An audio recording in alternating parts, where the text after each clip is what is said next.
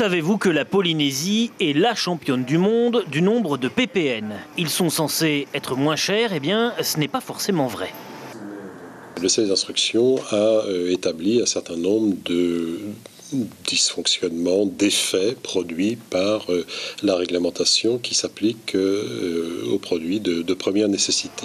Par exemple, sur certains produits, la réglementation impose aux commerçants une marge en pourcentage du prix de vente. Un commerçant aura donc tout intérêt à importer un produit ppn plus cher, il aura une plus grosse marge. Autre exemple, parfois les textes sont si précis qu'il est très facile de les contourner juste en changeant le poids d'un produit par exemple. On a des produits qui sont très proches des produits ppn qu'on trouve dans les rayons, mais on ne trouve pas les produits ppn qui sont frappés par la réglementation. L'autorité de la concurrence a comparé la réglementation polynésienne à celle des autres économies équivalentes du Pacifique. Dans beaucoup de ces pays, la liste des ppn est beaucoup plus réduite, voire même inexistante. Pourtant, les prix ne sont pas forcément plus élevés.